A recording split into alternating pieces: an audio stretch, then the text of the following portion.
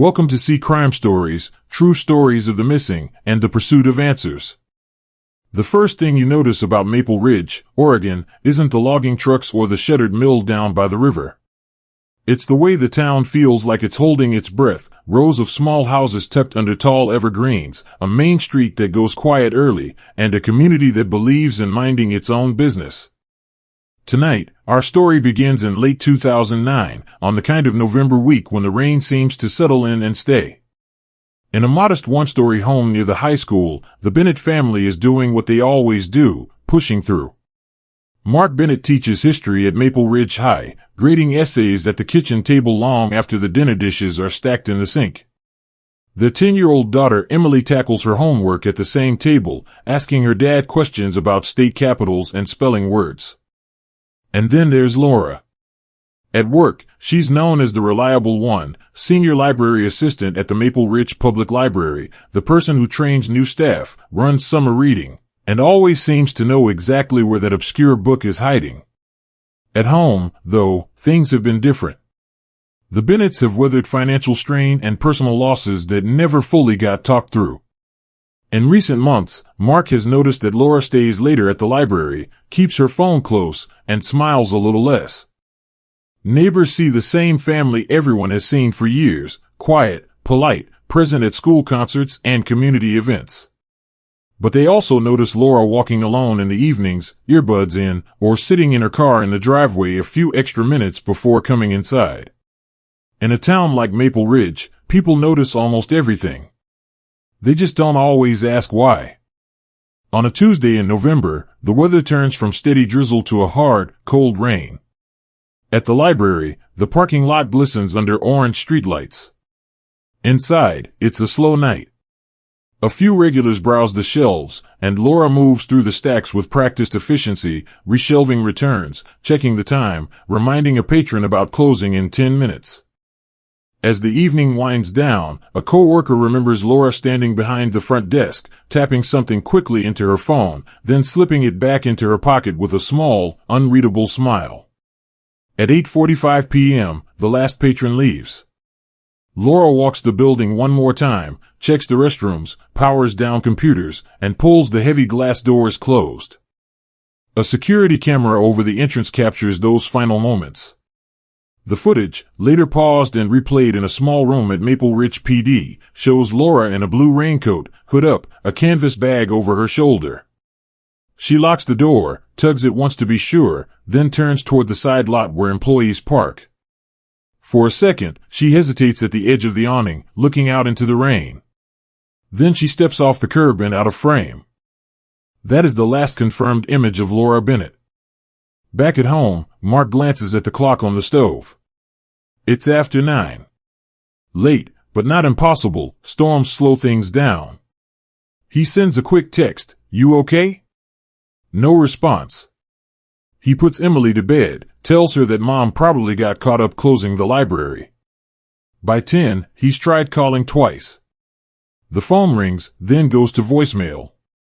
Mark dozes in front of the TV, waking up each time headlights sweep across the living room wall, only to realize they belong to somebody else's car. At some point after midnight, he walks down the hallway and looks into the bedroom. Laura's side of the bed is untouched. Her pajamas are still folded on the chair. The clock on the dresser reads 1:13 a.m. By dawn, the uneasy feeling has settled into something heavier. It isn't like Laura to disappear without a word. It isn't like her to miss Emily's school drop-off or to ignore repeated calls.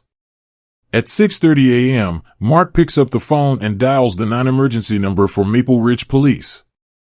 His voice is apologetic, almost embarrassed at first. He doesn't want to seem dramatic. But he can't shake the sense that something is wrong. The call taker listens carefully, asks the routine questions, and enters Laura as a missing person. Within the hour, a patrol car pulls up outside the Bennett home. Officers walk through the house, take notes. Nothing is overturned, nothing packed. Her work clothes from the night before are not there. Her usual library bag is missing as well. It looks like she got ready for a standard shift and never came back. By mid-morning, a second unit is dispatched to the library. There, officers find Laura's compact car still in the side lot, unlocked by staff. Her purse sits on the passenger seat. Her keys are inside. The vehicle shows no obvious signs of damage, no broken glass, no clear struggle. It's as if she intended to return to it at any moment, and simply didn't. The report lands on the desk of Detective Sergeant Serena Cole, a methodical investigator who has seen missing person cases go in every direction. She studies the timeline: last sighting on camera at the library door, an empty parking lot, a car left behind, and a husband who called early rather than waiting days. No body. No crime scene. Just absence. As Chapter 1 closes, the search for Laura is just beginning. A small Oregon town is about to be pulled into a mystery that starts with a short walk in the rain and a woman who vanishes somewhere between a locked door and her own car. If this case already has you asking questions, let us know your thoughts in the comments, and stay with us as we follow every step of the investigation into what happened to Laura Bennett. By the time the sun finally pushes through the clouds over Maple Ridge, Laura Bennett has been missing for nearly 12 hours. What began as a worried husband's early morning call is now an official investigation. Patrol cars fan out between the Bennett home and the Maple Ridge Public Library. On paper, this is a missing person case. In reality, detectives are already bracing for any possibility. At the side lot behind the library, yellow tape slices across the drizzle. Laura's compact car sits in the same spot where staff say she always parked, facing the brick wall. Officers have already opened it. Her purse is on the passenger seat. Her keys are in the bag. There's no broken glass, no obvious signs of a struggle, and nothing to suggest a quick getaway. Detective Sergeant Serena Cole stands in the rain, mentally sketching the last known minutes. Inside, security footage shows Laura in her blue raincoat, locking the front doors and stepping into the night. Outside, there is nothing, no camera pointed at the lot, no witness who saw her reach the car. The distance between that doorway and this vehicle is short, but in the case file, it's already a blank space. Standard protocols move fast. Officers photograph the car, dust what they can, and log every item left inside. A tow truck takes the vehicle to the police garage for closer examination. Meanwhile, Cole orders a full search of the immediate area. Within hours, the quiet mill town is flooded with high-visibility vests and K-9 units. Search and rescue teams sweep the library grounds, the river path, and the wooded slopes that press in on Maple Ridge. Dogs catch Laura's scent near the building and along the side lot, but it fades quickly. They circle, nose the air, and then break off, as if whatever trail existed simply lifted away. For Cole, it's an early red flag. Without a body, without a trail, she has to consider that Laura may have left in another vehicle, voluntarily or not. At the Bennett home, the picture is just as unsettling. The house isn't staged for a move. Drawers are closed. Clothes hang in the closet. Emily's school bag is by the door. Laura's work schedule is still pinned to the fridge, with the missing Tuesday neatly highlighted. Nothing suggests someone planning to vanish overnight. Mark walks Cole through the previous evening, the texts that went unanswered, the calls that went to voicemail, the empty bed at 1:13 a.m. His answers are measured, but exhaustion shows at the edges. Emily hovers in the hallway, trying to read faces. To her, it still feels like a bad dream that will end with her mother walking back through the door.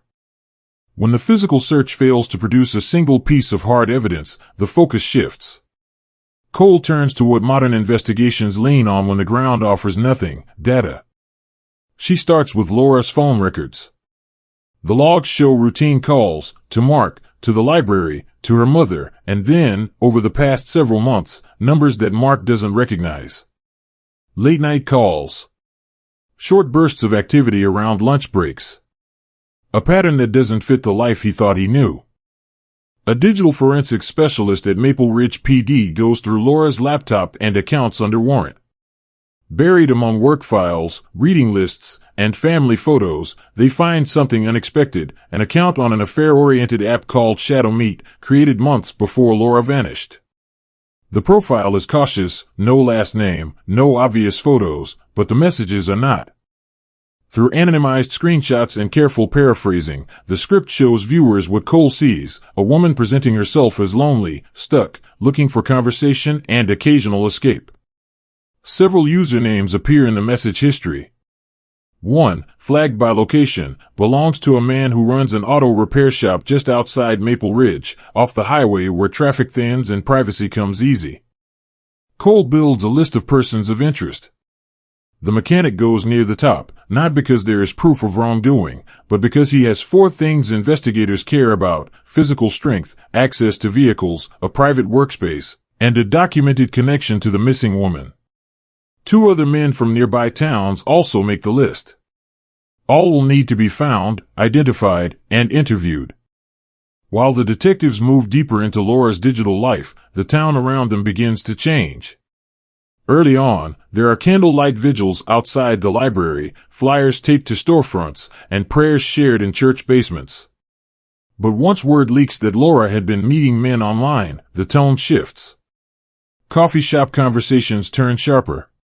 Some people talk about betrayal, others argue that no private mistake justifies what happened next. For Mark and Emily, that shift is brutal.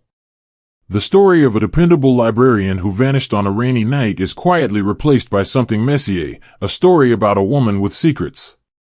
Mark finds himself answering questions he never thought he'd be asked, reliving every argument, every moment of distance in his marriage. Emily, at school, hears classmates repeat things they've overheard adults say. In Serena Cole's office, though, the labels don't matter as much as the patterns. On her desk, the case file for Laura Bennett grows thicker. Photos from the side lot. Maps marked with search grids. Phone records. Shadow meat logs. A list of people whose names were never supposed to be connected to Laura's. And yet, for all the paperwork and all the effort, one fact remains: there is still no body, no confirmed crime scene, and no proof that Laura didn't choose to walk away. The investigation has more suspects and more context than ever, but the central question of what happened in those missing minutes between the library door and her car is as open as it was on day one. It's only when movement appears far from Maple Ridge, on a bank statement months later, that the case takes a turn and investigators are forced to ask a harder question: are they searching for a victim, or for someone who quietly decided to disappear? By spring, the search maps on the walls at Maple Ridge PD had started to curl at the edges. The colored pens and grid lines were still there, but the boots-on-the-ground searches had slowed to occasional sweeps instead of daily operations. Laura Bennett's file sat in a plastic tray on Detective Sergeant Serena Cole's desk, a reminder that sometimes the hardest part of an investigation isn't chasing leads, but waiting for something, anything, to move. That movement arrived, of all places, in a bank office miles from Maple Ridge. A fraud analyst reviewing routine reports noticed a pattern: a joint account from a small Oregon town was being tapped at ATMs far from home. The withdrawals were modest, taken late at night from machines along major highways, but they were regular enough to raise an eyebrow. The analyst pulled the account name, Mark and Laura Bennett, and picked up the phone. When the call reached Serena, she listened with a pen poised over her legal pad. The dates of the withdrawals began roughly 2 months after Laura's disappearance. The amounts were just under thresholds that typically trigger automatic flags. None of it looked like a panicked thief draining an account in a hurry. It looked like someone stretching a limited cash flow over a long road. Serena requested the transaction history and, more importantly, the associated ATM footage. A week later, in a dim room at the station, she and a tech scrolled through grainy black and white clips delivered on a thumb drive. At one highway ATM, the camera angle caught only shoulders and a hood. At another, the figure turned just enough to show a partial profile under the shadow of the hood, small-framed, familiar posture, the way she shifted her weight from one foot to the other while waiting for the machine to respond. The resolution was too low to offer certainty, but side by side with Laura Bennett's driver's license photo, the resemblance was hard to dismiss. The timestamps on those withdrawals lined up with something else, too. Digital forensics had been quietly running background checks on Laura's online activity. Around the time of the ATM hits, there were logins to her email and app accounts from IP addresses routed through states hundreds of miles away from Oregon. The pattern was specific: late-night access, quick sessions, then nothing for days. The devices used were never clearly identified, but they were not tied to any hardware in the Bennett home. Then came the phone call. One of Laura's co-workers at the Maple Ridge Public Library reported that, weeks after the disappearance, her cell phone had rung from a blocked number. On the other end, she heard what she described as a familiar voice, low and rushed over a noisy background. The caller said she was okay, that she couldn't come back yet, and then the line cut off. No greeting, no explanation, no callback. Phone records confirmed an incoming call to the coworker's device from a hidden source at the exact time she described, but there was no way to trace it further. As Serena pieced these events together, the tech team uncovered one more fragment, an unset email draft in Laura's work account. It had been created weeks into her absence, accessed remotely. The message was short and unfinished, a few lines about starting over, an apology that trailed off mid-sentence, and a note asking that Emily be told she was loved and that this wasn't her fault. The draft had never been sent, but the metadata showed it was typed from an out-of-state IP address not linked to any known devices in Maple Ridge. For Mark, seeing the ATM stills and hearing about the draft email was like being pushed in two directions at once.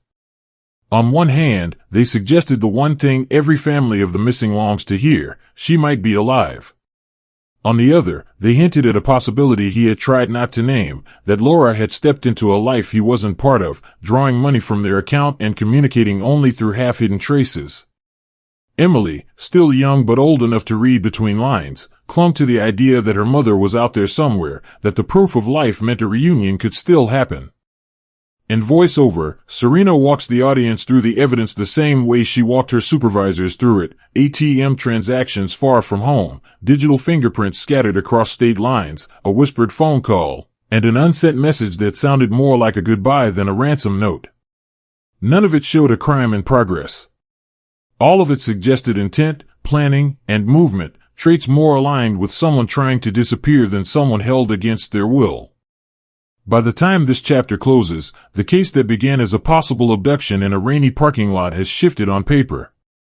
Without a body, without a clear act of violence, and with a growing pile of indications that Laura may have walked away, Maple Ridge PD starts to treat the file less like a whodunit and more like a question of why. It's a change in classification that sets the stage for the final chapter, where the long shadow of that choice, or the appearance of one, will shape an entire town, a family, and one detective who still isn't sure what, exactly, Laura Bennett left behind. By the summer of 2010, the blue folders on Detective Sergeant Serena Cole's desk had changed. New cases, fresh burglaries, domestic calls, a car theft ring, demanded her attention. But one worn case file, its edges softened from use, still sat within arm's reach: Bennett, Laura, missing adult. On paper, the case had shifted. With no body, no confirmed crime scene, and a trail of ATM withdrawals and digital logins stretching beyond Oregon, Maple Ridge police quietly reclassified Laura's disappearance as likely voluntary. The memo used careful language, indicators of self-directed departure, no corroborated evidence of foul play, but the meaning was clear. Unless something dramatic surfaced, Laura Bennett's case would no longer drive daily briefings or command extra patrol hours. In the records room, her file moved from the active shelf to the long metal rows where older cases live. It didn't disappear, it simply joined a broader story told in numbers and labels: cold, inactive, pending. The cardboard box holding maps, ATM stills, IP logs, and interview notes slid into place beside others. The fluorescent lights hummed overhead. The door closed. The evidence waited. Outside the station, life in Maple Ridge went on. Logging trucks still rolled down Main Street. Kids still walked to school under the same tall evergreens. For most residents, Laura's name became something they hadn't said out loud in months. But for the people closest to her, time after the reclassification didn't feel like closure. It felt like a new kind of limbo. At the Bennett home, the front yard stayed neat, the paint on the trim got a fresh coat, and the same car Laura had once driven sat in the driveway a little more often. Inside, subtle changes marked the passing years. Emily's drawings on the fridge were replaced with school photos and college brochures. A few of Laura's clothes disappeared from the closet, quietly donated. But her favorite mug stayed on the kitchen shelf. Her books remained on the nightstand, a bookmark still halfway through a mystery she never finished. Mark learned how to answer questions without really answering them. When people asked if there was any news, he repeated the same line, "Nothing new from the police." When they hinted at what they'd heard, that Laura might have walked away, he shut down, or changed the subject, or simply walked out to the backyard. Grief, for him, never followed a straight line. Some days he was certain something terrible had happened in that gap between the library door and the parking lot. Other days, the ATM footage and that unfinished email draft convinced him she'd stepped into a life where he and Emily weren't part of the plan. Neither version gave him peace. Emily's story became more complicated as she grew older. In grade school, she told classmates her mother was missing. In high school, she learned the phrase voluntary disappearance from an article and realized people might see her mom not just as a victim, but as someone who chose to leave. As a teenager scrolling the internet, she found message boards where strangers debated cases like her mother's, no body, scattered digital clues, ambiguous proof of life. Sometimes she read until late at night, searching for a version of Laura that made sense. Back at Maple Ridge PD, Serena never completely let go. Every few months she would pull the Bennett file from the shelf, carry it to her desk, and spread the contents out once more. The same questions remained. Why leave the car at the library? Why keep the withdrawal small? Why the single whispered phone call and an email draft that never got sent? She checked national databases for possible hits on Laura's name and identifiers. Nothing solid ever came back. No arrests in another state, no driver's license renewals that clearly matched, no travel records that tied neatly to the ATM pattern. If Laura was out there, she was either living under the radar or under another name entirely. In interviews years later, Serena's words are careful. She doesn't speculate on camera. Instead, she lays out what they know and what they don't. The evidence we have, she says, leans toward Laura taking steps to leave. But leaning isn't the same as proof.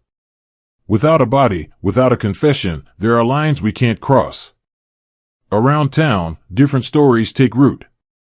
Some residents cling to the belief that something dark happened near that side lot and was never uncovered. Others say quietly that people crack under pressure, that starting over is sometimes the only way they see out. Both groups point to the same case file, the same grainy images, the same bank records, and walk away with entirely different conclusions. Our story ends not with an answer, but with an image. A cardboard box on a metal shelf in a quiet records room. A modest house in Maple Ridge where one bedroom still carries the arrangement of an interrupted life. A small town that has learned to live with the idea that sometimes what's missing isn't just a person, but the truth about why they're gone. So what do you think happened to Laura Bennett? Did she slip away into a life of her own making, or did the evidence mislead everyone who tried to follow it? Share your thoughts and theories, and as always, remember there are real people still living with the questions this case left behind.